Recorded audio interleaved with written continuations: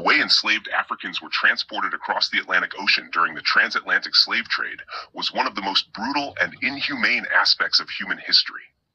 The ships used to carry them, called slave ships, were designed to maximize profit, not preserve life or dignity.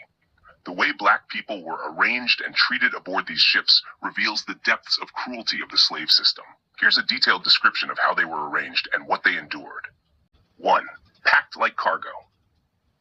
Enslaved Africans were tightly packed together in the ship's hold, often lying side by side, with barely any space to move, much like sardines in a can.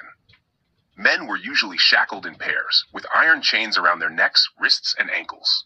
Women and children were placed in separate areas, often slightly less confined, but still overcrowded and unsanitary. In many cases, each person had only about 4 to 5 feet of space in length and 2 feet in width, barely enough to lie on their back. The tight packing system. Slave traders developed what they called the tight packing method, cramming as many people as possible into the ship to increase profits, even though they knew many would die during the voyage.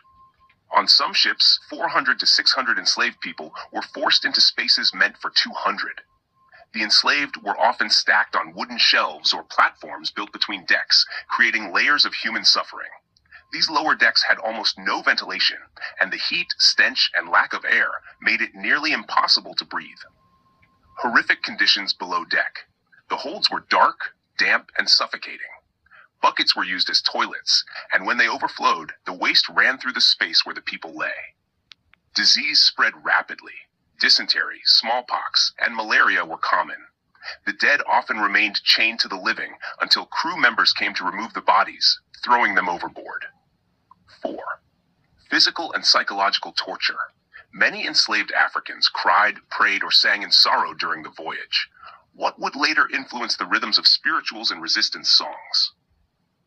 Some attempted to revolt, others chose death over bondage, jumping into the sea when possible. Women were often subjected to sexual abuse by the ship's crew. The journey, known as the Middle Passage, lasted 6 to 12 weeks, and it's estimated that 15 to 20% of those taken died before reaching shore. Millions of lives lost at sea. 5. A floating prison. Slave ships were not just means of transport. They were floating prisons of horror. Every element of design, from the chains to the narrow decks, was meant to dehumanize and control. Yet, through unimaginable suffering, many Africans resisted, maintaining hope, faith, and identity in the face of brutality.